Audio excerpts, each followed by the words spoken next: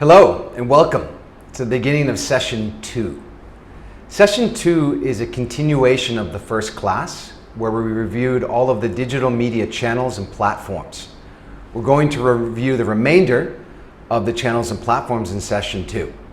So we hope you're learning a lot. We hope you're enjoying. Please enjoy the session. Thank you very much. Welcome to Session 2 of the Digital Marketing Management Essentials course. This is the session called Overview of Essential Digital Media Channels and Platforms, Part 2. In the second part of this session, we will explore the remainder of the digital media channels, which will include instant messaging channels, display channels, content channels, and search marketing channels. By the end of this session, you will know the strengths and weaknesses of each of the 6 channels from all the major digital media platforms.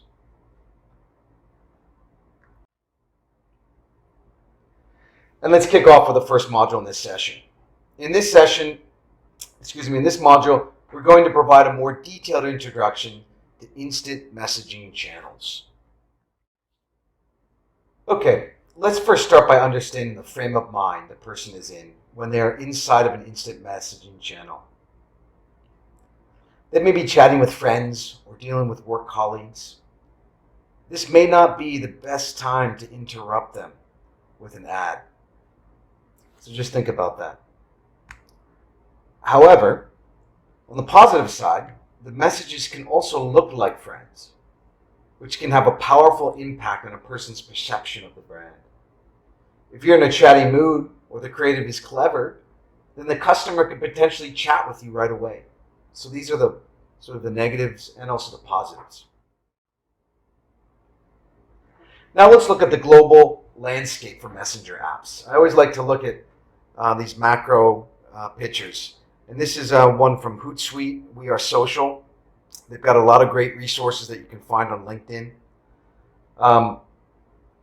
Much of the world is dominated by WhatsApp and Facebook Messenger, as you can see, the blue and the green, the light green. However, there's a few markets around the world where Line is the leading messenger app. And I like it in this slide, they put that in the color red. And you can see that. And this includes essentially Japan, Taiwan, and Thailand.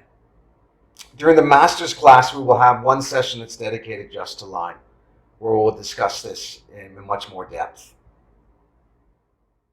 Okay, so in Thailand, yes, there's Line, but there's also Facebook Messenger. They're both quite strong. Line is the leader, but Facebook is right there. So we have to take a look at both of them.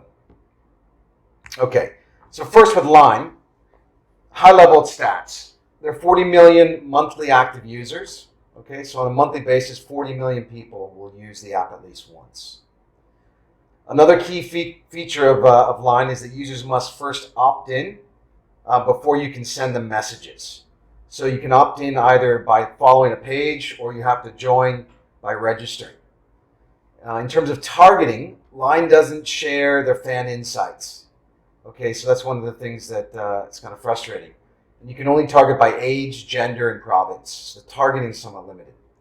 The cost per reach is about 0.1 baht. All right, so those are the top level stats of Line. Now let's take a look at Facebook Messenger. Okay, with Facebook Messenger, still mass reach. Instead of 40 million, it's 20 million monthly active users. The targeting is much better. People don't have to opt in, and you can still target them. It's because they're part of the Facebook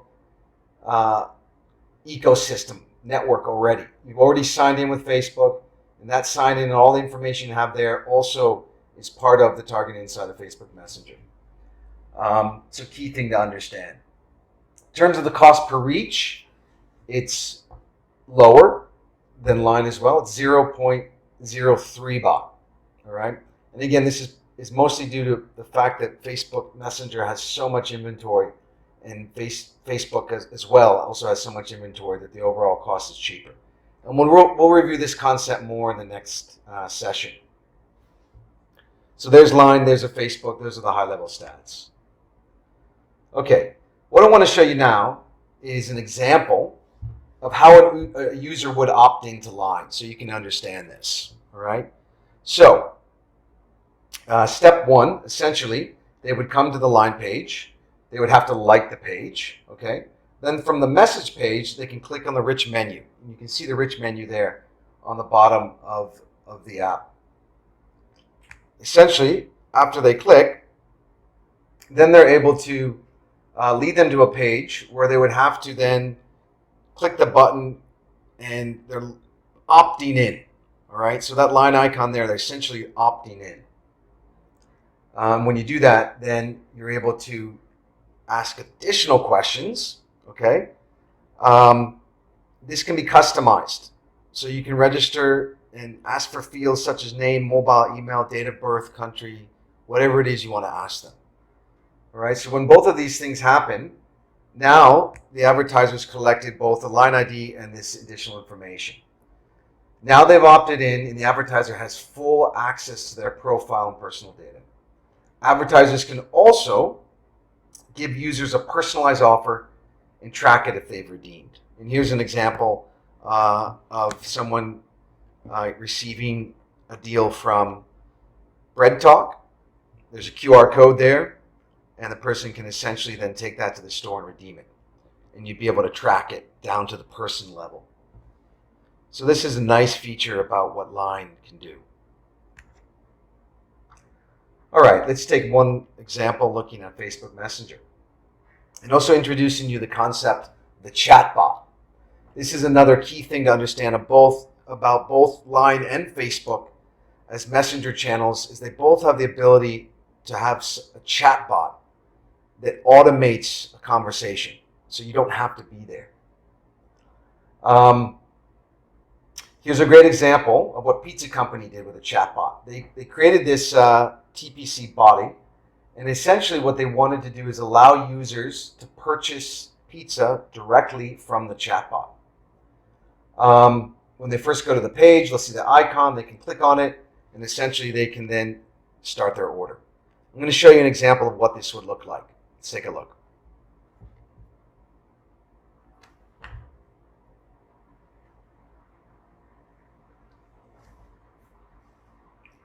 All right, they come to the page. Now they can see the menu. They can click, continue shopping, added it to the cart, select additional items, add to cart.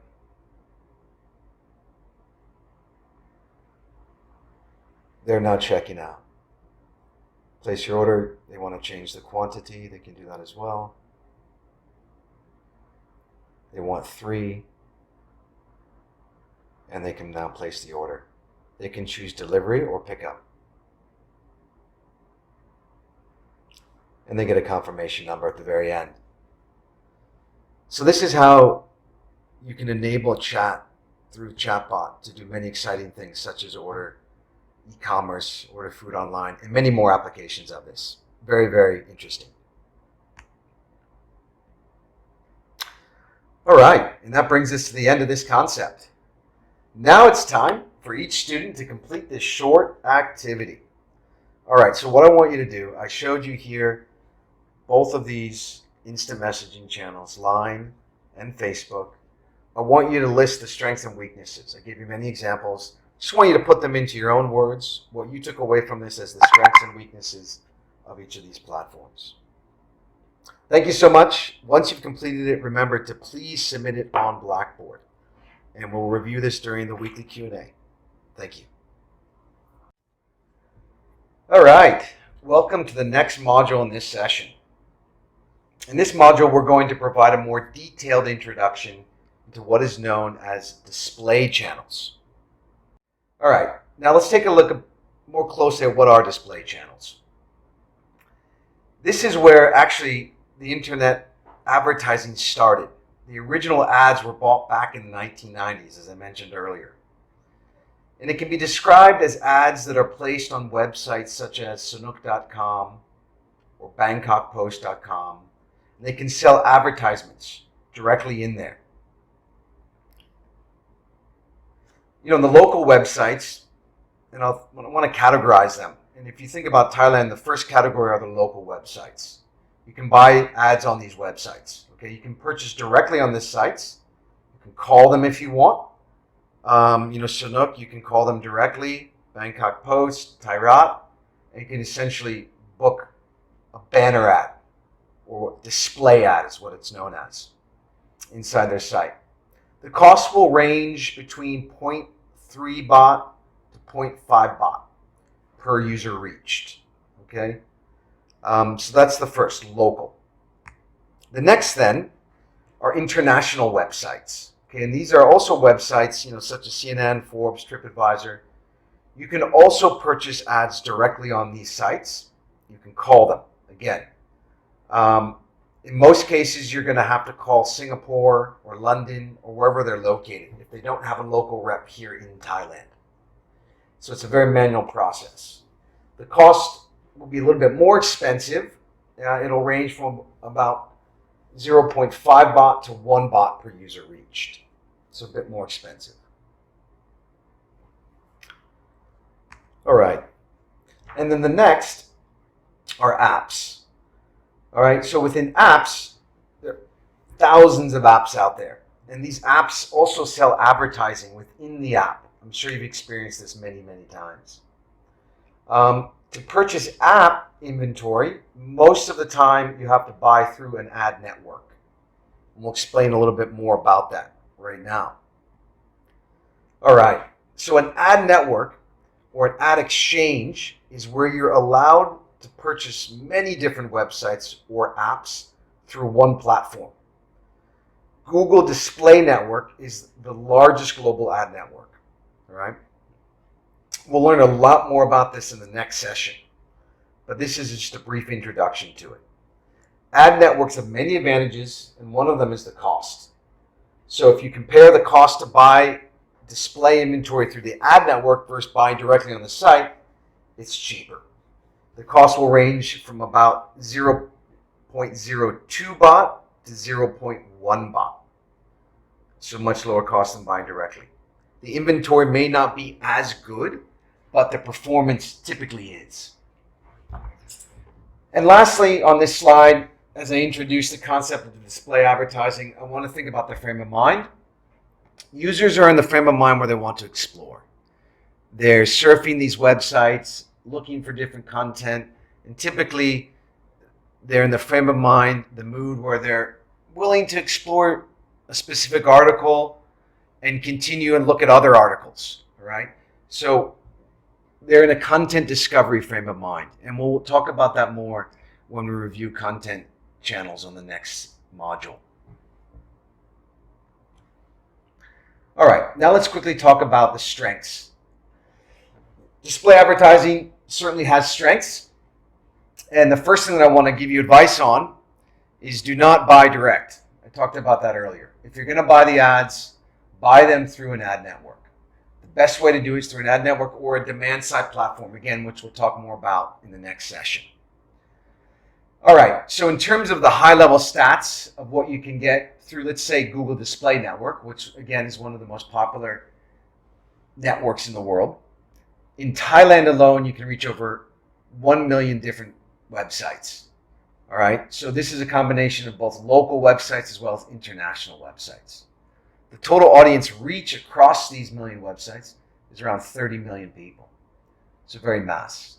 They do have the great audience targeting, geo-targeting, retargeting, interactive banners. All of the great targeting features that Google provides to you is possible through this. And again, we'll talk more about this in the next session.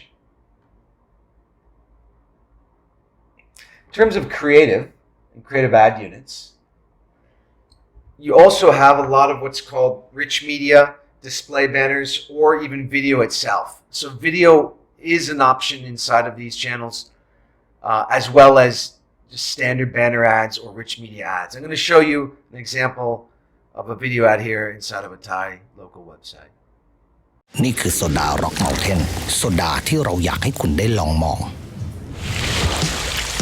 ลองสัมผัสลองดมแล้วแก้วไหนก็เข้ากันโซดาร็อกเมาเทนเย็นนี้เลยปะล่ะ So what's cool about this ad is that you have an image back here, but you also have a video with inside. So there's a lot of unique ad units which are only available through display, purchasing on websites. All right, now I want to give you what I view as the strengths and weaknesses of both of these options and how you can purchase. All right, so first we'll review direct site buys. So the strength is you can get access to prime inventory, such as the homepage top banner. So if you really want that top banner on, let's say, Sanook.com or Yahoo, you have to buy directly, call them directly. The weakness, however, is it's very manual. You have to call the publisher. Perhaps the ad is not performing. You're not allowed to shift or cut budgets. Also, the targeting features are not as good. You can only buy one spot, right? And that one spot may not have the exact audience that you're looking for. And also the cost, last but not least, it's expensive. 0.3, again, to 1 Thai baht per reach. The alternative is you can also purchase these banner ads through ad networks. Let's take a look at the strengths and weaknesses. Strength, number one, you can buy many websites through one platform, so it's a very efficient way to buy media. You can shift budgets from one website to another. So you may notice after you've launched the campaign that 10 websites are working well, 10 are not. You can cut the ones that are not working well. It also has advanced targeting capabilities. So you can target based on location, based on content type, based on all the data that Google collects about you, which we reviewed earlier. And the last is the cost, much lower cost, 0.03 to 0.1 baht per reach. All right, but it does have a few weaknesses. We'll quickly review these as well. The inventory may not be as good. So if you want to get the top banner ad, most likely you can't. You may get the banner ads that are lower down on the page or on the inside sections. Typically what a publisher will do is they'll try to sell their best inventory direct, and all the other inventory they'll put inside of an ad network. And the second weakness is there's also a chance of fraud. A lot of the publishers may click on the ads to get money from Google, to get money from you ultimately. So there is some wastage there. There's a lot of tools that are put on top to make it more efficient, but still, again, there is a high chance of fraud inside of ad networks in general. All right, so there's the strengths and weaknesses of display from the two different ways that you can buy the media, direct site buys or ad networks. And this brings us to the end of this module. We've saved a nice quiz for you. And again, we want you to take a look at display channels. I want to test your logical thinking. So what I need you to do is just answer these questions. The first question, now, if you had a limited budget, would you rather invest your money in a direct website buy or an ad network? And explain why. I gave you the analysis on why, and the logic and the reasoning behind that. And the second question, I also want you to take a look. Have you ever been retargeted before while surfing a website? What do you think retargeting is? We will cover this more in future sessions, but I just want to start to introduce this concept to you to see if you know what it is. You can do a bit of research if you want, but a lot of the retargeting is done inside of websites like this, all right? So give it your best shot. Answer these two questions. Please remember to submit them on Blackboard, and we will review during the weekly Q&A. Thanks so much. Hello, and welcome to the next module in this session. In this module, we're going to provide a more detailed introduction to what is known as content marketing channels. Okay, now let's take a better look at what we refer to as content marketing. Content marketing basically consists of two main sub-channels, which I'm going to introduce in this module. The first one is called Content Discovery Network, otherwise known as native advertising. And the second one is known as online influencer marketing. We're going to take a look at both of these things in this module. All right, let's first take a look at what is known as content discovery. To better understand what is a content discovery network, we're going to showcase the world's largest content discovery or native advertising network called Taboola. No, it's not a food, as you might think, but it's the world's largest native advertising platform. It was founded in 2014, and last year it actually ended up merging with Outbrain, the other major content discovery network. So combined, they are just a powerhouse that's competing against Google. Anyway, Taboola is the leader in Thailand, and they've integrated with all the top major publishers, including Sanook, Bangkok Post, and many other leading publications. But you still may be asking, what is it? All right, well, here we go. Content discovery ads, or native advertising, they look a lot like content and appear at the bottom of a publisher's website or on the right-hand side. Here we have a great example from a leading publisher in Thailand, Sanook.com. Sanook has many sections such as sports, news, auto, and more. As a user's reading an article, they come to the bottom of the page where they'll see small thumbnails with a description of another article that they're hoping the user will continue to read and stay within the site. This is how publishers keep users within the site. But right below the article links is another row of content articles that are actually ads. Let's take a look.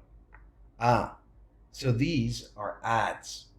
They look just like content articles, but if you look closely, they are from advertisers. AP Thai, L'Oreal, Hong Kong Tourism Board. Very sneaky, but very effective.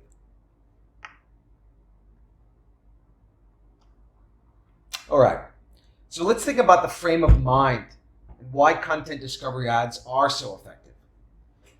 Content discovery taps into a unique mindset that allows brands to access a massive new audience that is completely open to learning about new ideas, messages, products, and services. When someone's reading an article on a website, they're in a more relaxed frame of mind. They're in what's known as surfing the web mode, all right? Probably heard that term. It's a very, very old term. And that's really what came from the early days in the 90s. People just went online. They didn't know what they wanted to do. They were just surfing the web.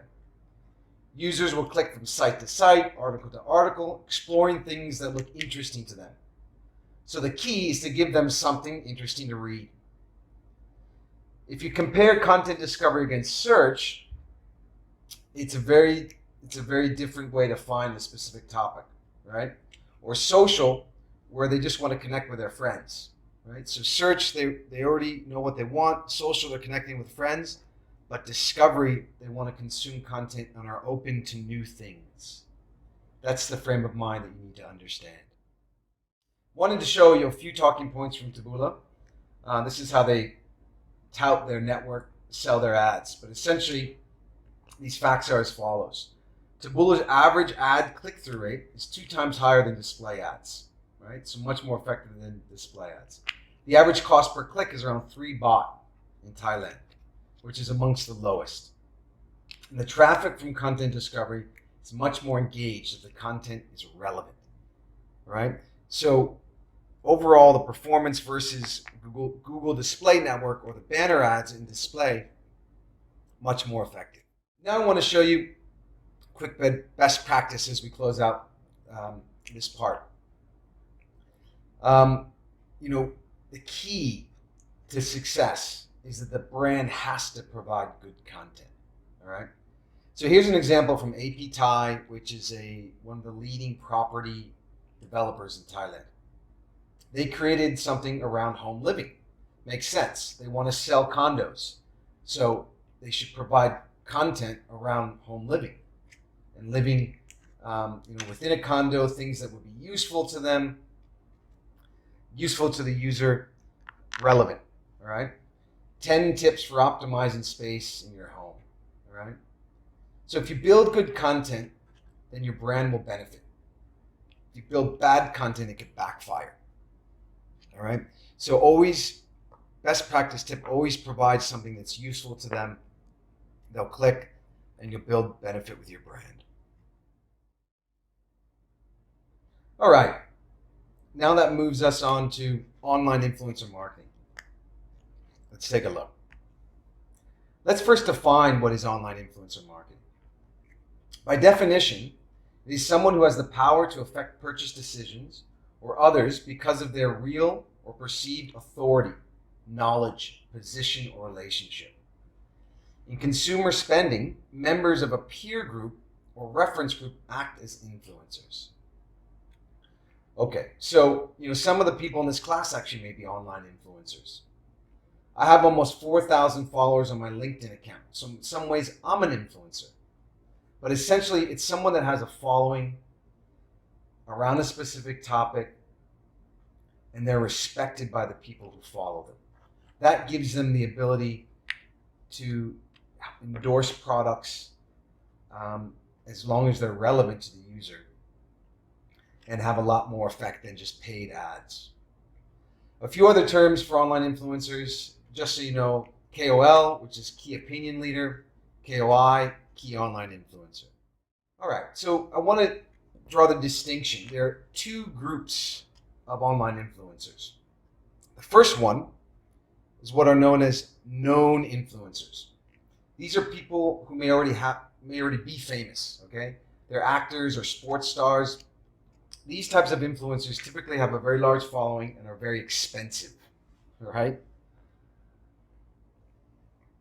The other group are known as micro-influencers. These are people who didn't start out famous, but maybe they built up a following on Facebook, Instagram, or YouTube by posting content that people like. They may have they could have as small as 1,000 followers, or perhaps they become very large. They have over 1 million or 2 million followers, right? But they started out not as a famous person, but just as producing content they're passionate about, right?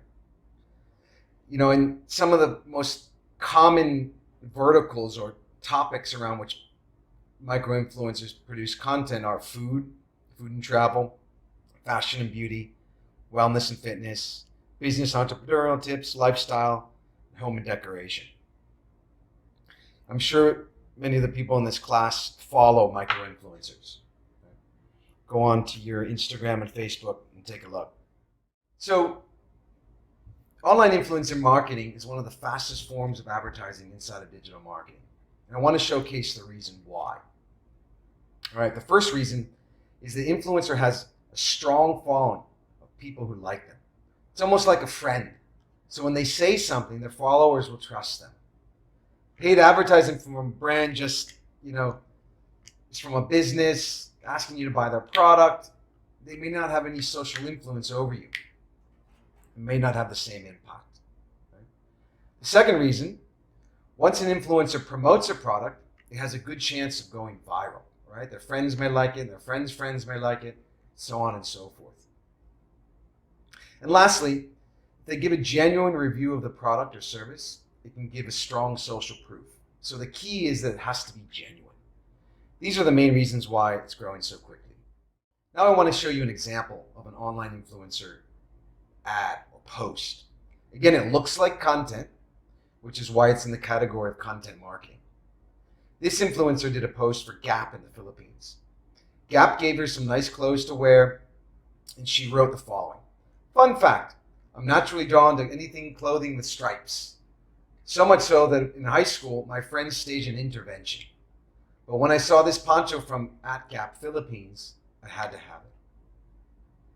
See, this comes across as genuine, as she connects with her youth, and then she draws the correlation to Gap and their striped line of products. I'm sure that her followers of almost 14,000 were influenced heavily to consider purchasing this product.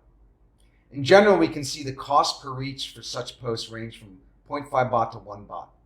Depends on how many followers the KOL has and what they charge. For more information about how to do this, we have actually a full class that does a deep dive into online influencer marketing in the master's class. I hope you'll join. We're actually going to have a real life online influencer join us, tell us their story, and then we'll give you the planning process around how to select influencers and put together a media plan. All right, so this now brings us to the end of this concept. Time for you guys to do the short activity. And in this case, what I'd like you to do is I'd like you to list down what you believe are the strengths and weaknesses of these two platforms: Taboola Content Discovery and online influencer marketing. You can go back over the slides. You can review the video again, listen to what I said, and then come up with your own strengths and weaknesses. All right, thank you so much, and I hope you enjoyed this module. Please remember to do the assignment and turn it in on Blackboard. We can review it this week during the weekly Q&A. Thanks again. Hello again, and welcome to the last module in this session. You're almost there. All right, in this module, we're going to provide a more detailed introduction to what is known as search marketing channels. All right, in the world of search, there are really only four major players, all right? First one, Google search. They are the global leader by far. They have over 70% market share across the globe. In Thailand, they have 98% market share, all right? That's Google. The next is Microsoft's Bing, all right? So Microsoft has been trying to keep up with Google for years, but they've never been able to compete that well, all right? Just in some markets, they do have some decent market share, in particular in the US, all right, which is a major market, all right? US, also Australia, and other English-speaking markets. MSN does have some decent market share. Then we have Yahoo Search, all right? Now, don't laugh, all right? The only reason I'm showing you this is because they were once a leader in search, all right, in the early days. They were actually before Google. But in 2009, they gave up, and they ended up partnering with Microsoft.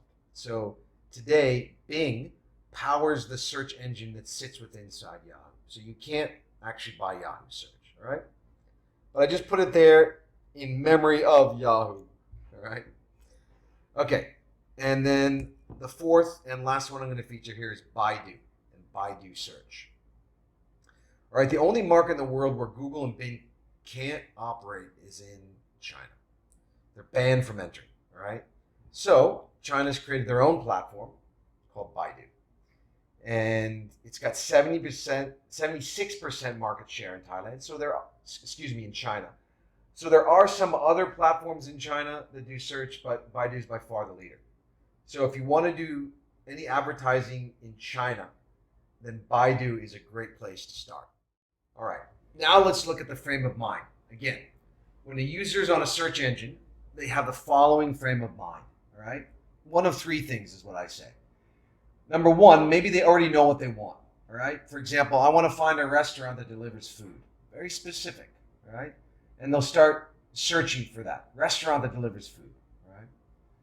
The second use case may be they've heard about something from a friend, or maybe they saw an ad on Facebook, all right? What was that cool service I saw? I think it was called Audience IQ. Let me search for their name, all right? So maybe they've read something, they saw something, and they want to go and learn more, right? So they'll type in the keywords that came to their mind from that experience. And then the last one is maybe, they know what they want, but they're not 100% sure exactly which product or service to buy. So they start doing research, all right? So search engine marketing is very, very effective to reach people who are doing research, because it's one of the top reasons people use a search engine. It's to do research, all right? So for example, I'm going on a vacation to Italy, and I want to find out cool things to do while I'm in Rome, all right? So here's just a perfect example. Someone may search cool things to do while in Rome, right? So these are the three frame of mind or situation use case that someone may be in when they're doing search that you need to understand. Okay. Now, we're going to show you two main terms when it comes to search marketing, all right? Organic and paid. So, organic search. What is that? these are the results that show up at the bottom. They're not paid. Okay, you don't have to pay Google to come there. They come up naturally on the page. In this example, Virgin Airlines came to the top of the organic results section. All right, and they achieved this through something called SEO or search engine optimization. All right, it's a long process that can take many months, and it's not covered in this course. All right, but what is paid search. All right, these are the paid search results that you can see there. All right, these are search results that are achieved by paying Google for placement. If you're a new advertiser in the market, you can come up to the top right away if you outbid your customer and your competitor, and I'll explain that on the next slide. All right, all these results are paid results, and in our master's class, we have a full session dedicated to Google search marketing. All right, I'm going to give you, however, one slide here that gives a high-level summary on how we build our strategy, how I recommend to build your search strategy. All right, the main thing to realize with search, okay, is that you cannot spend unlimited money the way you can with Facebook or YouTube. Search is limited by the volume of searches that are made each month for a specific set of keywords. All right, so I want you to follow these simple steps to determine, okay, your strategy and your budgets. All right, first, develop a list of keywords for all types, your brand keywords, generic keywords, competitor keywords, etc. Develop your entire master list. Then, using Google Keyword Planner, you can identify the total number of searches and potential inventory in a specific market each month. So for example, you can find out what are the total number of searches that someone have related to digital marketing or related to food delivery, right? And Google will tell you exactly what that is. Then, number 3, I want you to determine the cost to win 100% share of those impressions, right? How much would it cost if you wanted to buy all of those impressions? That just gives you an idea of the potential budget you have to spend, which is very important when you do your strategy and planning. All right? And then the last thing is to start with a full list of keywords and then optimize over time. So launch your campaign with all the keywords. It takes time, though, however, to optimize, all right, to find the best keywords in each group that will give you the best possible result that you're looking for, all right? We'll cover this in much greater depth during the master's class. We have a full session that's dedicated to Google search, but this is a quick taste of what you'll find in that course and what I see as the high-level way to start. All right. The last concept here inside of this concept is essentially something very, very important to understand, all right? Extremely important to understand, and that is cost per click, all right? The beauty of Google search is that the advertiser only has to pay when someone clicks on your ad, all right? Let's take a look at this example. All right, the user here searched using the keyword MBA, all right? The top result here you can see is from the University of Glasgow. If the user clicks on their ad, then you have to pay, right? If they don't click, you don't have to pay, all right? The ad for Stanford is showing as number 3 down there, you can see. In this case, Stanford doesn't have to pay unless the user clicks on their ad. So if the user reads all 3, 4 of these ads here and only clicks on one, if they don't click on your ad, then they don't have to pay. So that's the concept of, the cost per click model. And the way you come to the top is based on bidding. You can bid against your competitor, and if you bid more, okay, then you can win, all right? So for the keyword MBA, for example, it's a very competitive keyword. You'd have to pay as much as 30 baht to 60 baht for one click. So that's the concept of cost per click and bidding. We're going to cover this more in session 3 and session 4 and session 5 on media planning, all right? But this is a quick introduction to the cost per click concept. All right, so now just to close, I'm going to give you the strengths and weaknesses of the search marketing channel. The strengths, okay, it's great for performance marketing, right? So if you want to just pay based on click, this is the way to go. It's powerful as people have very high intent. People are looking for something, right? They already have intent. You don't have to spend money in branding them, all right? It's also very targeted as people are searching for your product or service. You can match it, very relevant. And the last strength is you only pay when someone clicks on your ad.